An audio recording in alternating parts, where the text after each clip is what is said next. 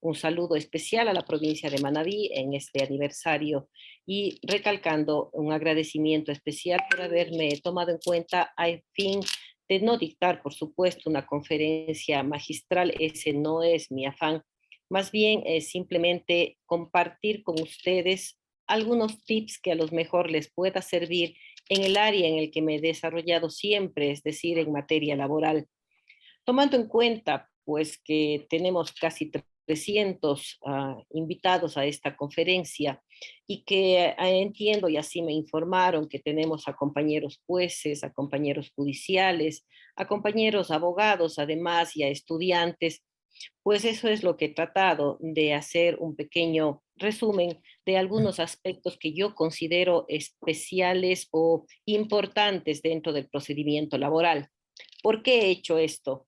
Porque siempre digo yo cuando comparto algo con mis alumnos que el procedimiento laboral, si bien es un procedimiento que está regulado en el Código Orgánico General de Procesos, pero sin embargo, siempre digo, es un procedimiento eminentemente técnico.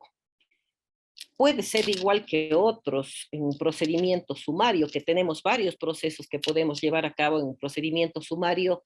Sin embargo, este, además de ser esto, constituye o tiene ciertos tips que considero importante, deben conocer los compañeros abogados y también los compañeros jueces.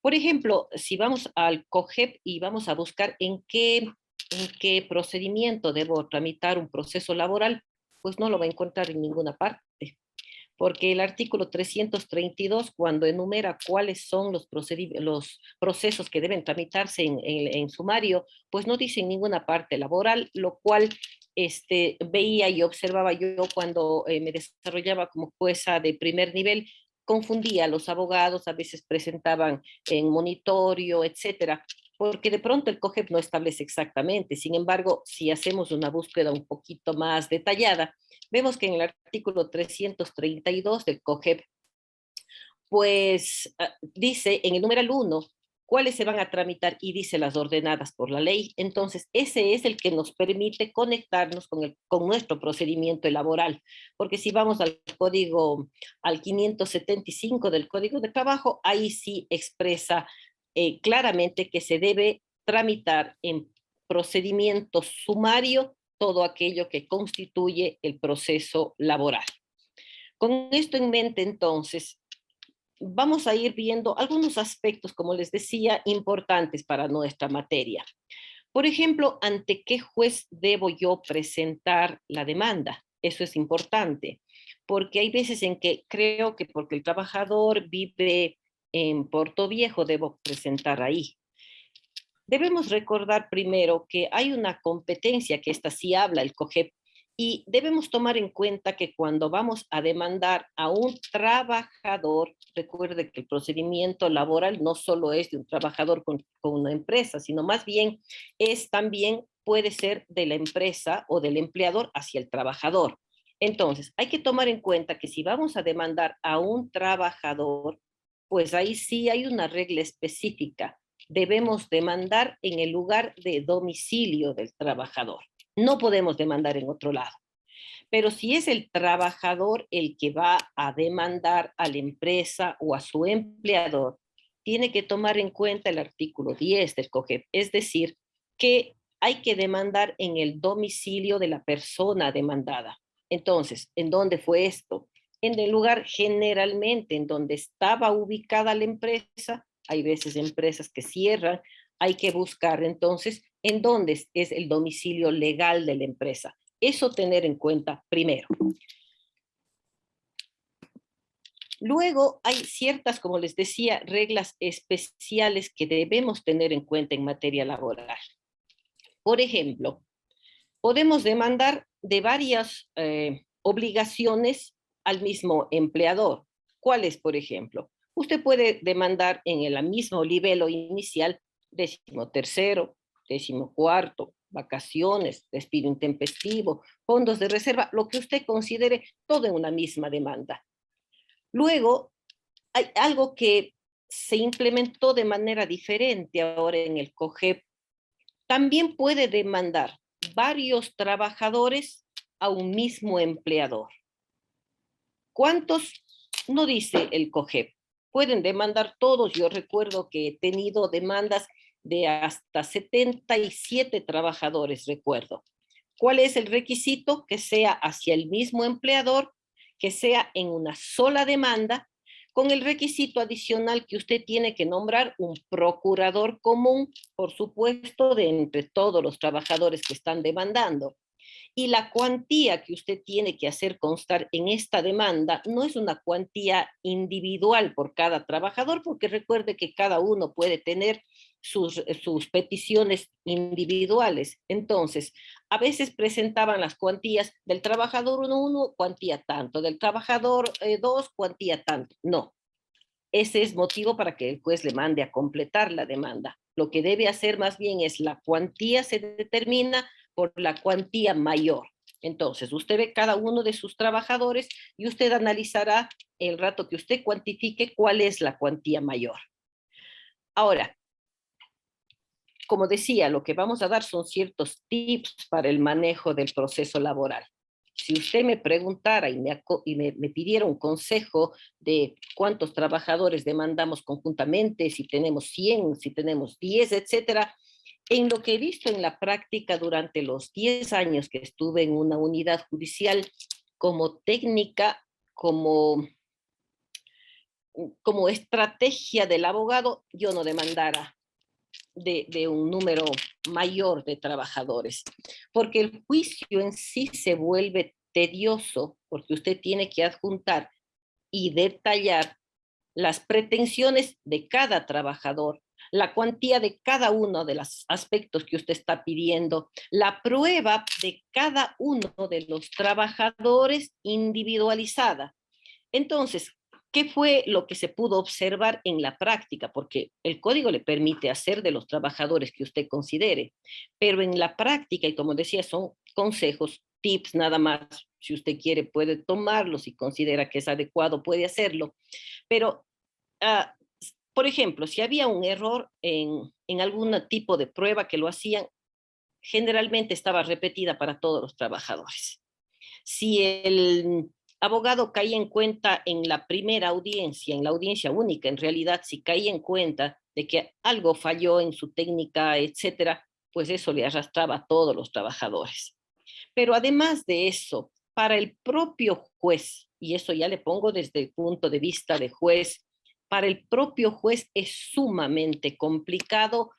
¿Por qué? Porque usted tiene que pasar la audiencia por cada uno de ellos. Usted tiene que comenzar con el trabajador 1, por ejemplo, a solicitarle que anuncie la prueba, que produzca la prueba, etcétera.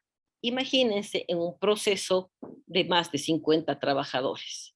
Es cansado para el abogado, es cansado para el juez, es cansado a lo mejor hasta para los mismos testigos que tendrán que estar esperando semanas enteras para que pueda terminar una diligencia. Como recomendación, entonces, si usted pudiera individualizar mejor o tal vez con un número menor de trabajadores, es un consejo nada más. Luego hay que recordar que en materia laboral está permitido la reconvención. Recordemos que la reconvención es una demanda dentro de otra demanda. Usted puede reconvenir, pero hay que aclarar que la reconvención en materia laboral es exclusivamente una reconvención conexa. Quisiera poner un ejemplo al respecto. En lo que se vio durante, insisto, durante 10 años del ejercicio como jueza de primer nivel, presentaban y el empleador, el demandado presenta, hace llegar su demanda al empleador y el empleador dice, bueno, yo voy a contrademandar, digamos así, o a reconvenir. Pero reconvenía que el trabajador, por ejemplo, le prestaron $5,000, firmó una letra de cambio y ahora pues entonces él en este juicio pretende que esa letra de cambio sea pagada. Ello no es posible, porque tiene que ser conexa como, es decir, aspectos laborales con aspectos laborales. Si usted le hizo un préstamo de dinero, eso no es conexo. ¿Qué, por ejemplo, puede ser conexo? Asimismo, solamente por citar un caso, Si, por ejemplo, el trabajador, el momento que se fue, estaba debiendo un pago de un préstamo hipotecario, quirografario en el IES, que usted tiene que hacer ese pago como empleador, y el señor se fue antes de terminar el mes, no pudo usted descontarle, ahí sí usted puede demandar o reconvenir conexamente. ¿Por qué? Porque está relacionado con los aspectos propios laborales.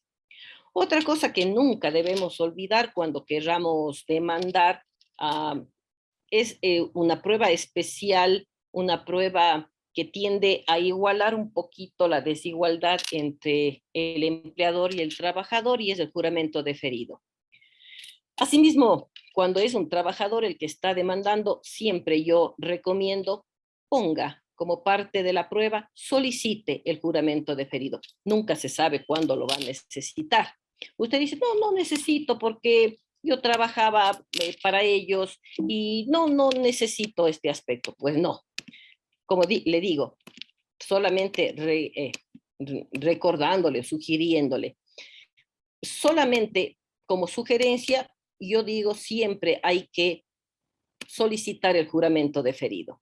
Ahora, con el juramento deferido hay que recordar algo, que el juramento deferido no prueba una relación laboral, no. Tampoco lo ponga como prueba única dentro de un proceso laboral porque dice, con eso voy a probar todo. No. Hay que tener en cuenta que el juramento deferido sirve solo para probar tiempo de servicios y la remuneración. Solamente eso. Pero prueba esto una vez que usted ya ha aprobado la relación laboral.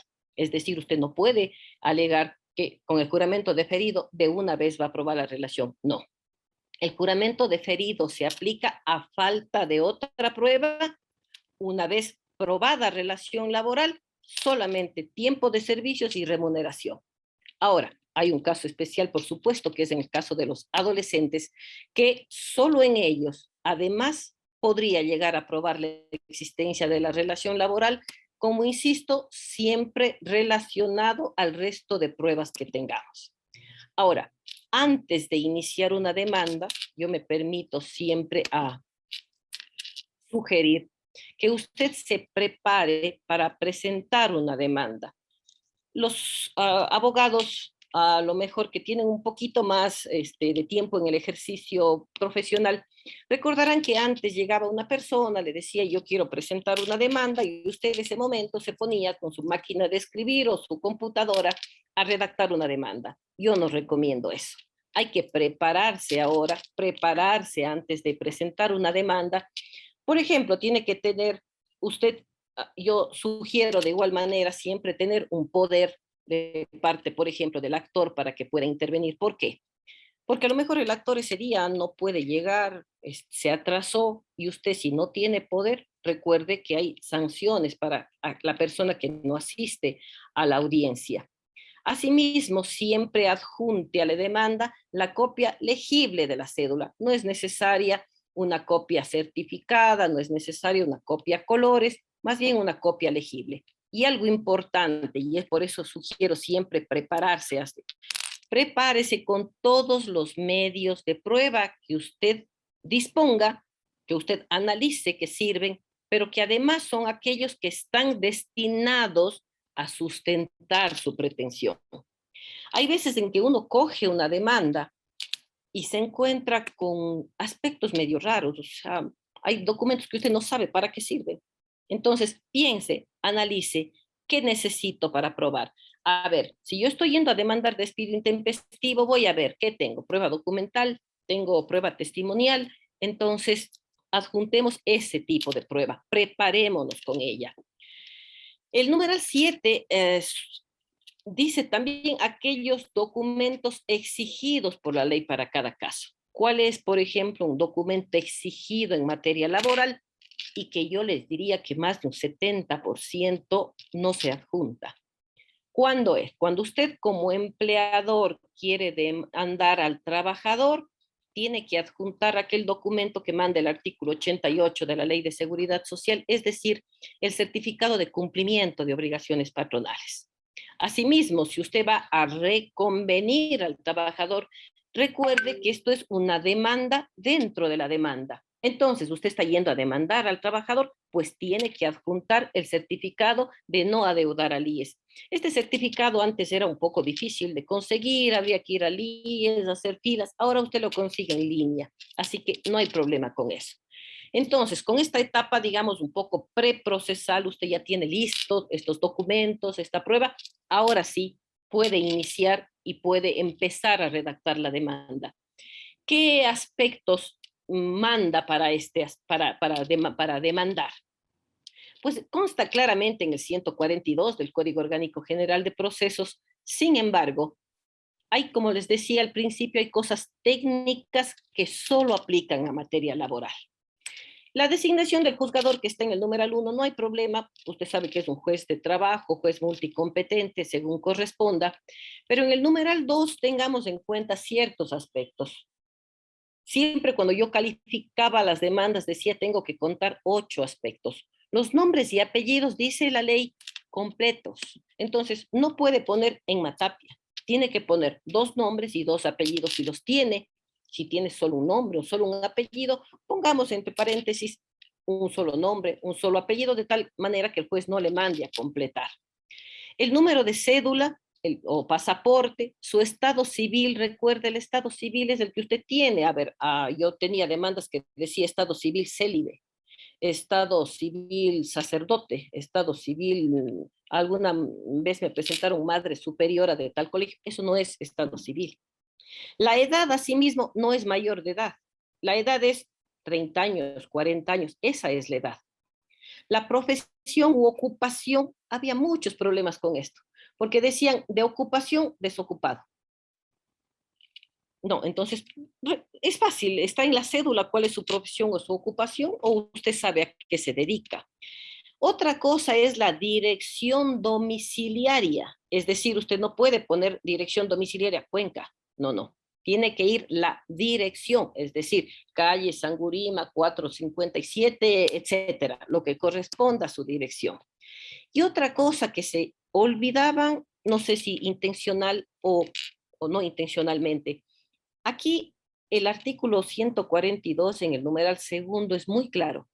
Dice dirección electrónica del actor, no le pone como optativo, no, le pone como requisito, es decir, si usted tiene que poner una dirección electrónica del actor, no del abogado viene más abajo, pero no me ponga la dirección del abogado donde corresponde la dirección del trabajador o del actor. ¿Por qué? ¿Por qué pusieron esto?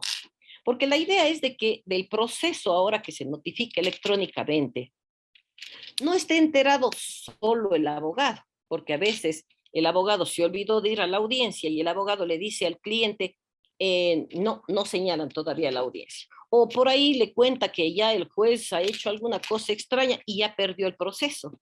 Entonces, es necesario para eso, para que el actor esté enterado de lo que pasa en su juicio, tiene que poner la dirección electrónica del actor, así como del demandado cuando corresponda, el casillero judicial, del defensor, etcétera. Ahora, en el numeral 3 dice el registro único de contribuyentes en los casos que así se requiera. Es decir, puede ser que no se requiera siempre. ¿De quién pide? ¿Cuándo en materia laboral requerimos el RUC? ¿Cuándo? Requerimos el RUC cuando se demanda a una empresa, a una persona con RUC, a una empresa en la que necesariamente hay que hacer constar el RUC, sobre todo por individualización de esa empresa.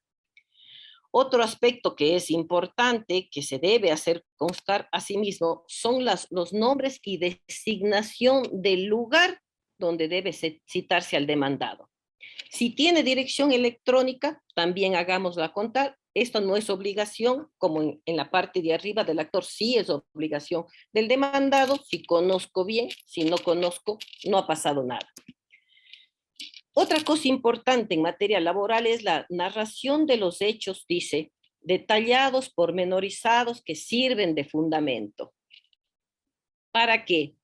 Para las pretensiones que usted realiza. Pero además le especifica algo y dice, debidamente clasificados y numerados. Mire, es un requisito especial esto. Usted no me puede poner un solo relato sin clasificarme, sin numerarme. ¿Qué sugiero aquí?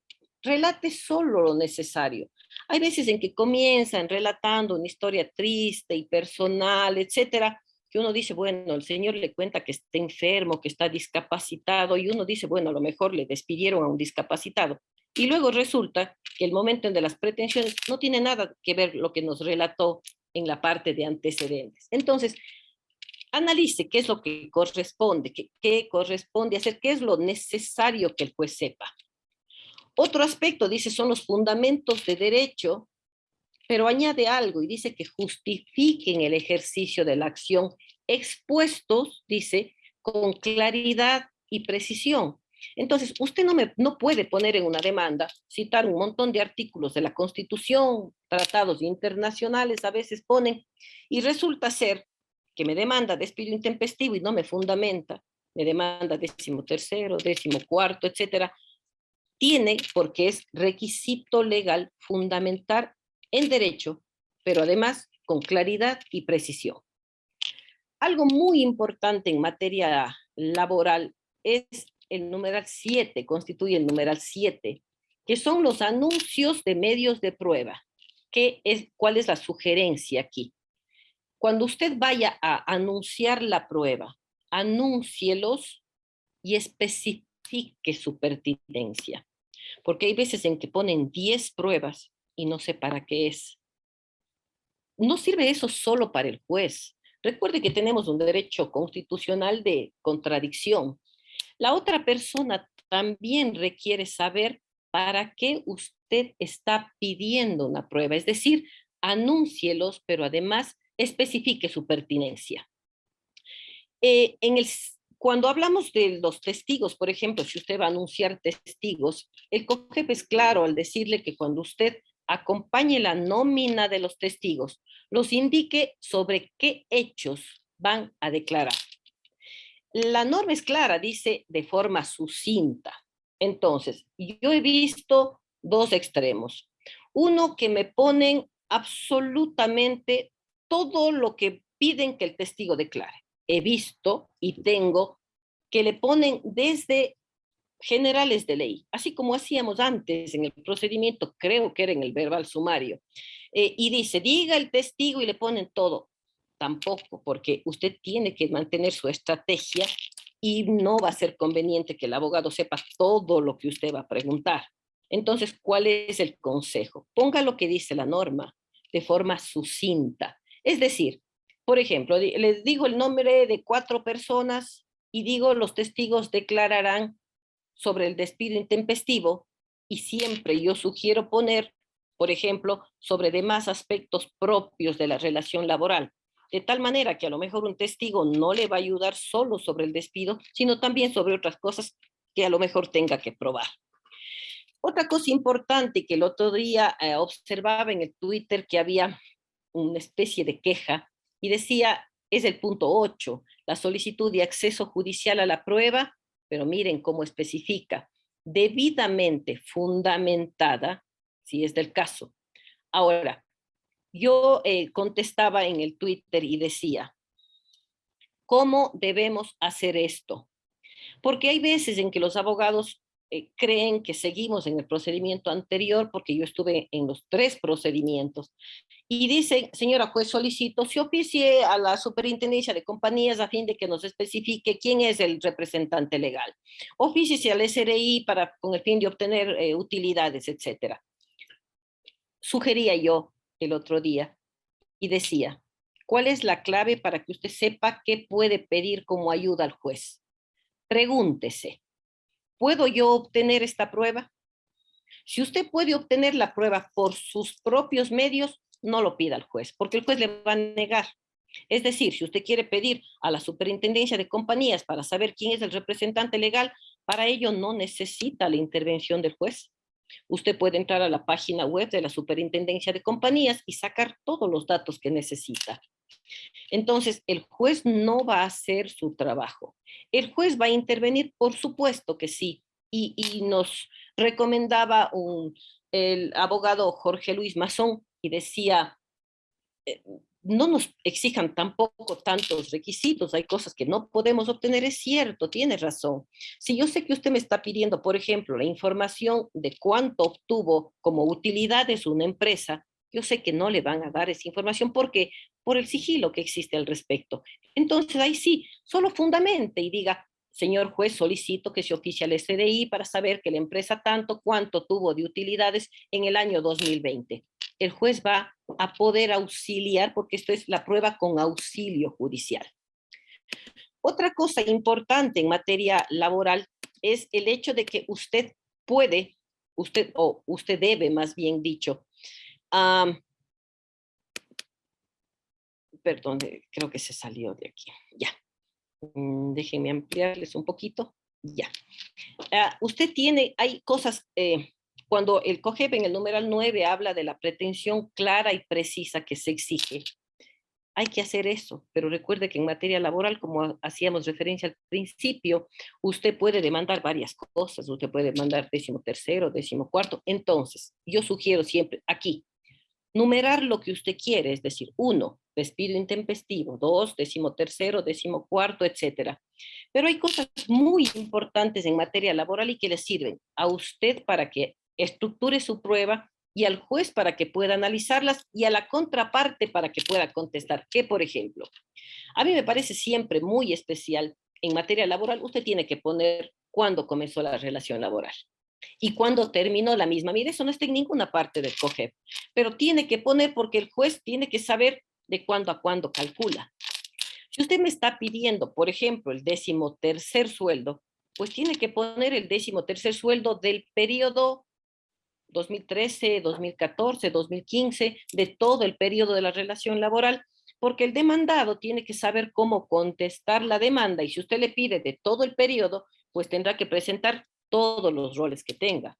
Pero si le pide solo del último año o si le pide la remuneración solo del último mes, no tengo que adjuntar roles de 10 años atrás. Entonces, pensemos en eso, especifiquemos exactamente qué es lo que solicitamos y en base a ello vamos a dictar la cuantía del proceso. Es decir, si estoy pidiendo el 13º solo de este periodo, a lo mejor son $500, pero si pido el 13º de toda la relación laboral, a lo mejor son $5,000, $6,000, no sé. En base a eso se determina. Y miren que ahora que tengo el honor de ser la presidenta de la sala, también soy jueza de fuero. Recuerde que la Corte Nacional también mm, nos toca conocer los juicios por ejemplo, organismos internacionales que tienen fuero. Recién esta semana me llegó 2 procesos y los dos tienen estos errores, exactamente los mismos errores que se cometían en los juzgados. Aclaremos este tipo de cosas. Ahora entonces, ya presentamos una demanda correcta, en esta etapa el juez va a calificar la demanda, a lo mejor mandarla a completar, recuerde que usted tiene su término para completar la demanda y recordemos algo, que el procedimiento sumario se rige por algunas reglas y dentro de estas reglas está que no procede la reforma de la demanda. Por eso les vuelvo a sugerir, si ustedes van a presentar una demanda, háganlo en forma estudiada, analizada, porque luego no van a poder reformarla. Y sin embargo, hay abogados que dicen, señora jueza, en cualquier etapa donde se enteraron que pasó algo, señora jueza, reformo la demanda en base a alguna norma que no es aplicable al sumario y ahora ya no voy a contar con esta persona, ahora quiero esta, la empresa no se ha llamado así, etcétera. No, si ustedes presentaron la demanda y la demanda fue calificada, no van a poderla reformar. Yo sugiero a veces cuando ya no puedan reformar, a veces a lo mejor puede ser mejor retirar la demanda, por ejemplo, que eso sí está permitido. Recuerden que para contestar la demanda ustedes tienen un término de 15 días y si hay una reconvención, pues también van a tener 15 días para contestar. Recuerden algo que es muy importante. Hay veces en que no se demanda a una sola persona, supongamos que se demanden a 3 personas. El término para empezar a contar estos 15 días no son por cada demandado, porque yo he visto que le demandan, le citan primero al uno y él ya contesta. Luego le citan al otro y no empieza a correr los 15 días por cada uno. No, porque el 77 es muy clarito y dice que el término empieza a correr de forma común, es decir, para todos los demandados, desde el día hábil siguiente a la última citación. Entonces, si usted ha tenido 3 demandados, fíjese cuándo se le citó al último y desde ahí empezamos a contar 15 días.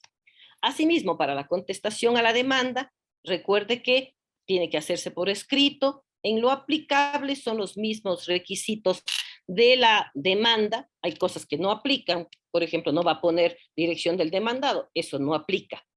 Pero tiene ciertas obligaciones. Usted no puede contestar simplemente negativa pura y simple de los fundamentos de derecho como si se lo hacía en el procedimiento anterior. No, porque el COGEP manda que usted se pronuncie en forma expresa sobre cada una de las pretensiones. Si le demandaron 10 cosas, usted tiene la obligación de pronunciarse sobre esa, cada una, dice. Además, tiene la obligación de expresar que acepta. Recuerde que debemos actuar con lealtad procesal, con buena fe. Entonces, usted va a decir qué es lo que acepta, qué es lo que niega, específicamente cada cosa. Recuerde algo muy importante. A mí me parece que esto es una de las cosas más importantes cuando usted contesta la demanda. El artículo 203 tiene algo clave para estos casos. ¿Y qué es?